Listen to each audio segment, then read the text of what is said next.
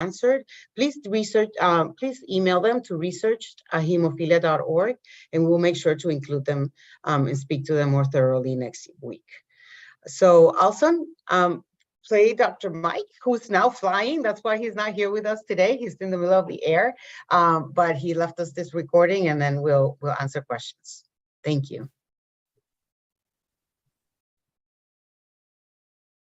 Hello, my name is Michael Recht. I am a pediatric hematologist and professor of clinical pediatrics at Yale University School of Medicine, where I see children, adolescents, and young adults through the Yale Center for Bleeding and Clotting Disorders. In addition, until this week, I was the chief science officer at the American Thrombosis and Hemostasis Network. Next week, I will start in my new position as the chief medical and science officer at the National Hemophilia Foundation, where I will be responsible for working with Maria Santaella and the incredible NHF team, as well as multiple consultants, to complete the Inherited Bleeding Disorder Community's National Research Blueprint. Today, I'm going to take this opportunity to give you some background on how we got to where we are, concentrating on last year's State of the Science meeting, which provided the foundation for the incredible work that is currently happening around the creation of the National Research Blueprint. The Inherited Bleeding Disorder Community's National Research Blueprint stems from NHF's vision of a world without blood disorders. We know that such a world cannot be a possibility without a robust, individual-centric, and equitable research. We also know that to accomplish this vision, we must work together to create positive change for today and for our future generations. When we think about research, we think about 3 different features: research approach, research process, and research outcomes. As part of the National Research Blueprint, we are rethinking how to prioritize and fund research that matters most to those impacted by inherited bleeding disorders. In my almost 30 years as a clinical researcher in the inherited bleeding disorders field, I feel I have created some impactful new knowledge beneficial to those with inherited bleeding disorders. However, when I look back at the questions I have been attempting to answer, I have concentrated on those questions I have found most fascinating. Infrequently have I included people impacted by inherited bleeding disorders in the conception and design of projects with which I have been involved. That research-centric approach ends with the National Research Blueprint. Instead, we are advocating for a significant change in our research process. We plan to reorient and democratize the research culture and structure to integrate the thoughts and input from all those impacted by inherited bleeding disorders, a group of people who have identified themselves as our lived experience experts, or LEEs. Going forward, all research executed as part of the National Research Blueprint will have significant input from our lived experience expert community, from prioritizing what questions will be asked, to assisting in designing research that is feasible and impactful in this post-COVID world, to assisting in disseminating results from our research projects. In addition, only by working together with our lived experience experts will we be able to appropriately apply our research outcomes to make research progress faster and the highest possible quality and positively influence the lives of all those impacted by inherited blood disorders. The National Research Blueprint has the potential to result in transformative change in all aspects of research into inherited bleeding disorder. As many are aware, we are in the middle of a technical revolution. The stuff technology is capable of changing was in the realm of science fiction only a few years ago. Although we now take them for granted, who would ever have thought we could carry the entire world's knowledge in our pocket and access this knowledge by sliding our fingers across a piece of glass?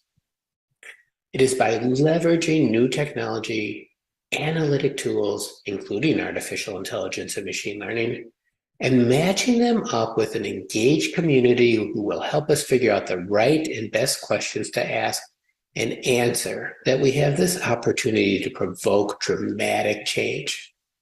That said, we must have broad involvement in this concerted effort by our entire community.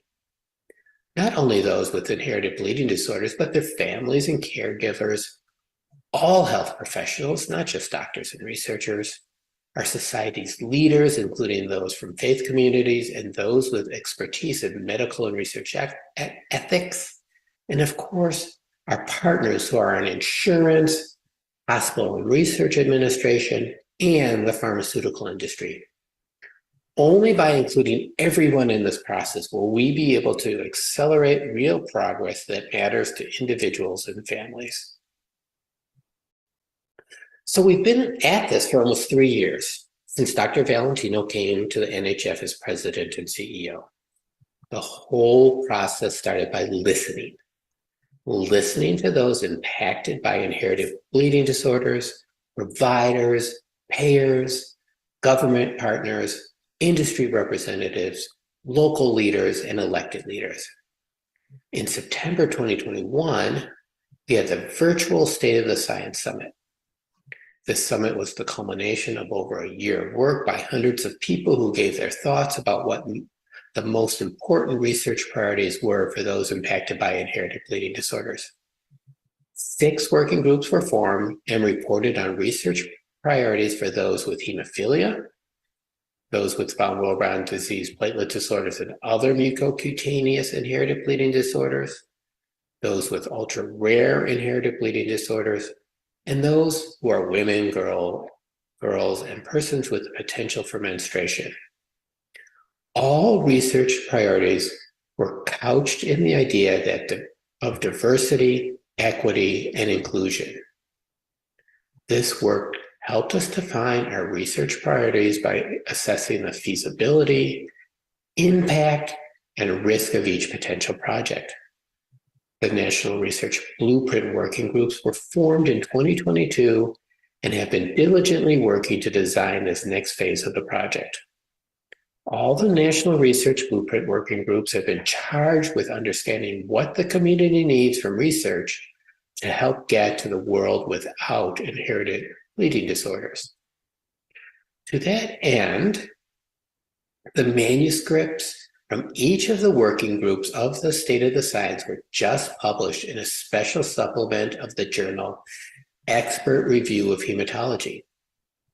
In this supplement, each working group outlined their key research priorities for inherited bleeding disorders. Embedded in each summary was a special summary aimed towards our lived experience experts. In addition, we sought international perspectives to determine how the blueprint being built for the United States could potentially be generalized for other areas of the world.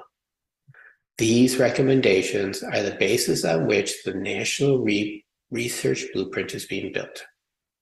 As of 2 nights ago, the various manuscripts in the supplements have already been viewed over 1,200 times in just 1 week and have already been cross-referenced 72 times.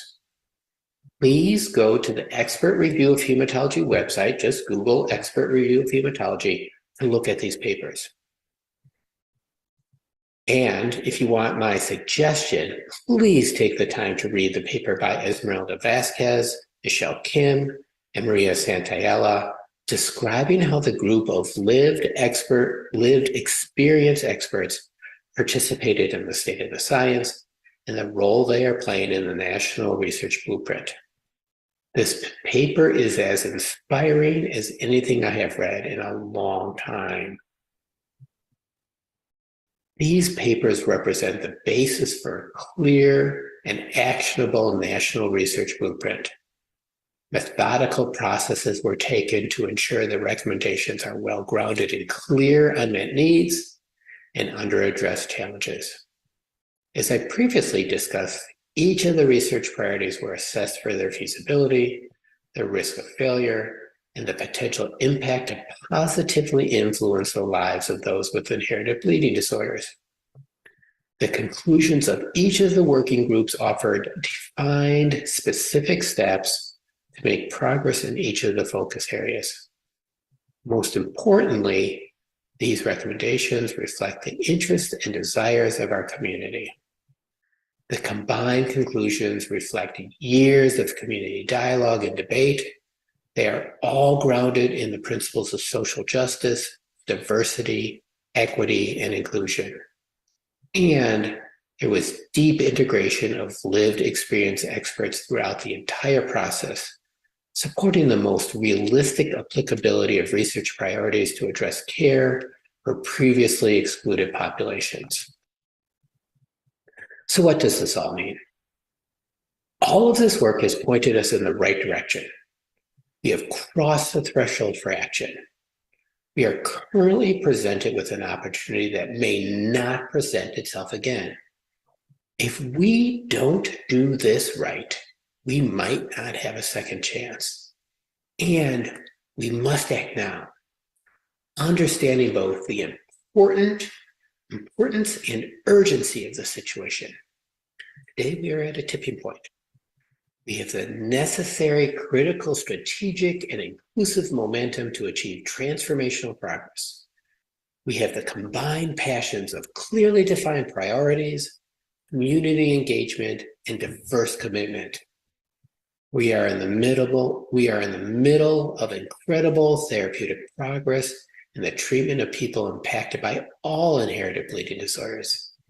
And we have the research momentum to begin talking about cures. The opportunity presenting itself today around the community-owned National Research Blueprint will allow us to harness this moment to deliver impact never before possible. Thank you for joining this week's webinar. This webinar was presented virtually because many of us on the National Research Blueprint Steering Committee are in Washington, D.C. right now at the NHF Novel Therapeutics meeting. However, please join us next week when there will be ample time for discussion, as we will be presenting live what is happening with the National Research Blueprint and how we are envisioning reaching our visionary goals. Thank you very much.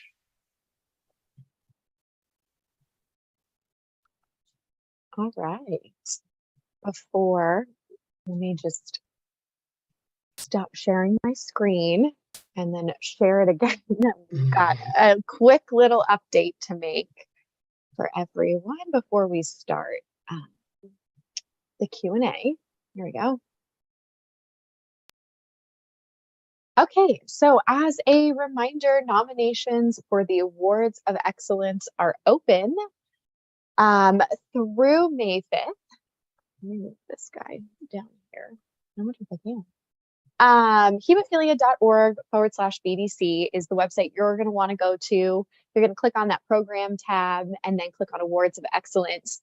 From that page, please click on the button for the nomination form. As a reminder, self-nominations are not allowed at this time, but if you know anybody that you would like to nominate, that's where you should go. Or if you want to ask someone to nominate you, no shame in that game either. Go for it. You have until May 5th, so we're coming up close. And let's see. So let's talk a couple questions for you. Who are the lived experience experts? Yeah, I saw that Mike mentioned them a couple of times. So this is a very interesting term that evolved from the SOS. So as we have groups, working groups, and members of the community represented in these working groups that develop these research questions and not only develop them but also rank them.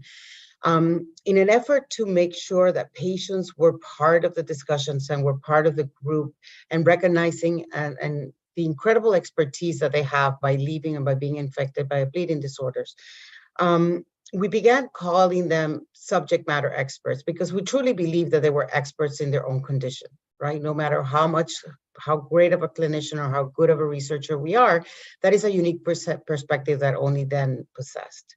And so what ended up happening as the work of the SOS and later the NRB became, continued, the subject matter experts, the patients that were involved, ingrained in all of these working groups, began questioning the term and decided that they really didn't reflect. They had to explain to a lot of people what we meant by calling them subject matter experts. That's usually a term that is given to people who are experts by profession or by education. So it was always very confusing to people. And so we were putting them in a position where they had to explain it. And so what they did is they got together, they brainstormed for a couple of weeks, and they came up with a couple terms, and then they voted on them. And the term that most resonated with them was lived experience expert. And I think that they did a great job in describing this, because now when you after you hear it for the first time, and when you hear in the right context, it really explains what they are. They are an experts in that lived experience with living with a bleeding disorder. And that's obviously patients themselves, the ones who have the diagnosis of a bleeding disorder, but also their unaffected family members, their spouses, parents, siblings. So I saw that Mike mentioned them a couple of times, so I'm glad that somebody asked. And then, he also made reference of that paper that with the first author, that Esmeralda Vasquez is that paper. And that paper really describes that journey of being called a subject matter expert, being challenged on some points, and then later coming up with this new terminology of lived experience experts. So we hope that it also resonates with you. I think NHF is embracing the term, and we're going to be using it more and more. So hopefully you feel represented there. So one more time, where can we find those papers that Mike was mentioning? Oh, I'm pretty sure that we're going to be putting them in our website, but let me send you the link so that you could put it in the chat. I don't know how to do that. Yeah. And then maybe you can share with the rest. Perfect. Okay, well, I work on that. My next question for you is, what are you the most excited about with what's coming with NRB?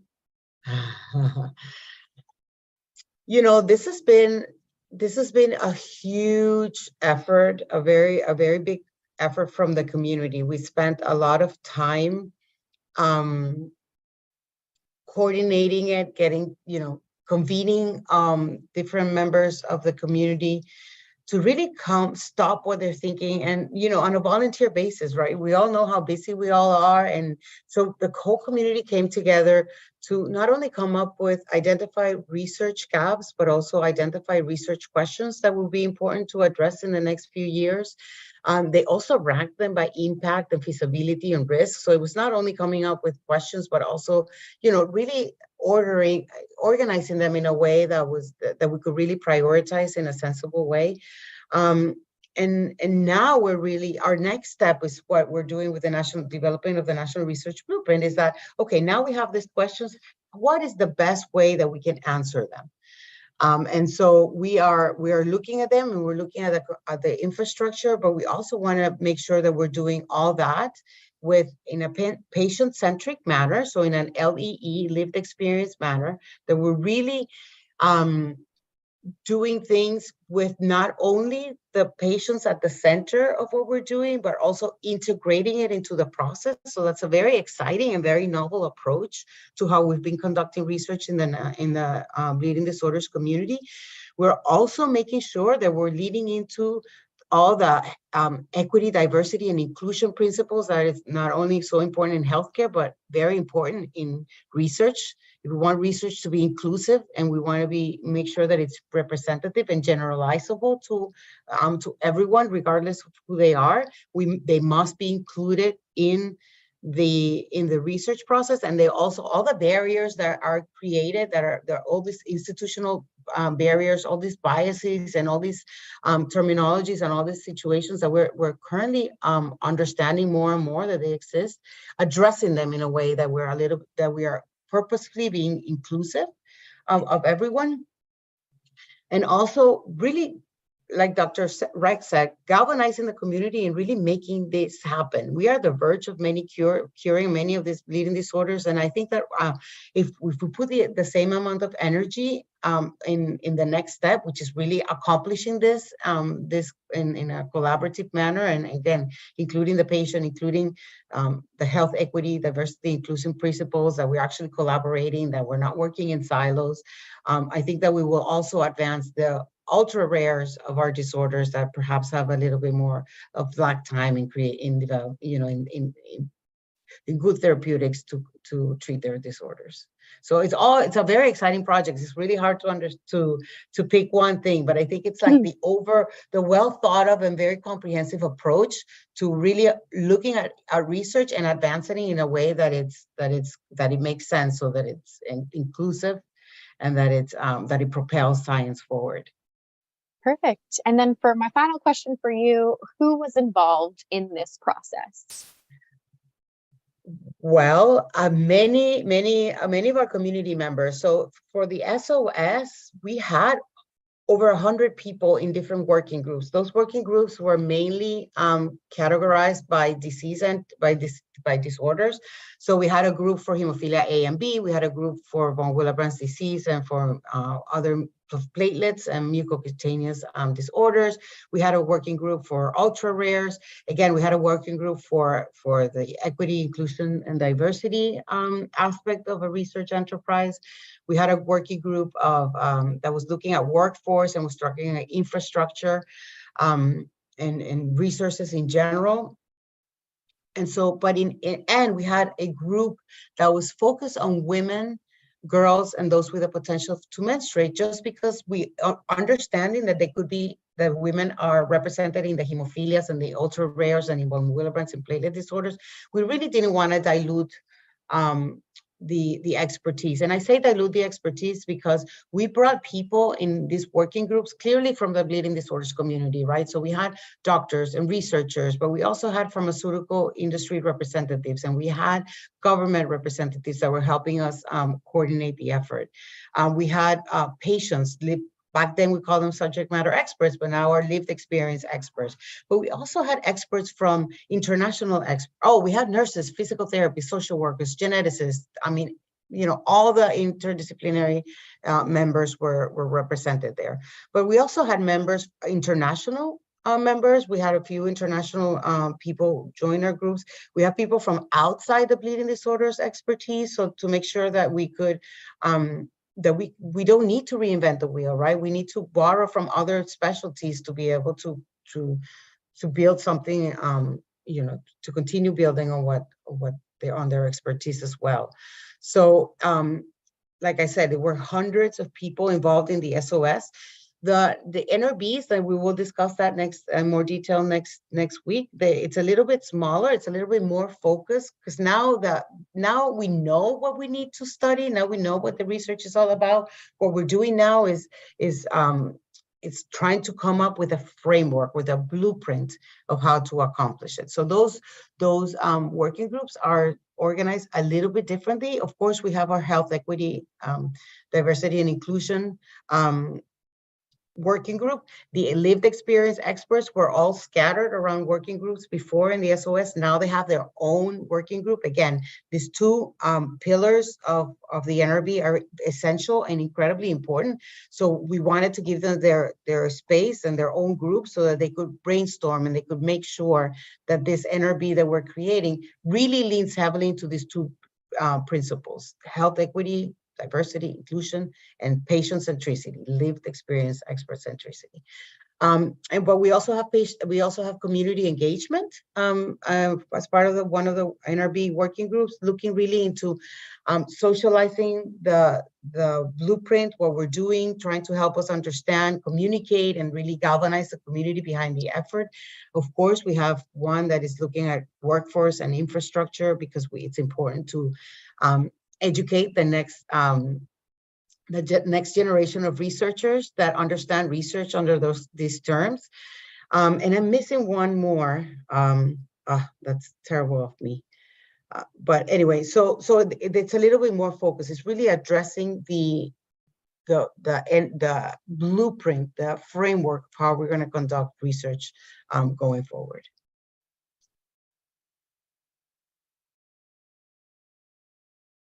Oh, I think you're muted, Alison. I am muted. I took a sip of my Red Bull and I muted myself for it and forgot to unmute. Okay. Well, Maria, thank you so much for taking the time to join us this afternoon. As always, we appreciate your time and your expertise. I'd like to thank each one of our viewers for joining us as well. Please note that this recorded webinar will be available on Friday, March 24th at hemophilia.org under the events tab with all of our archived webinars. Also available in the events tab is our upcoming schedule for our weekly Wednesday webinar series. Make sure to come back and join us next Wednesday for part 2 of our discussion on the National Research Blueprint. Thank you for joining us again this afternoon. Have a wonderful week. I will see you all back here next Wednesday as we continue the series. Have a good one. Thank you. Thank you.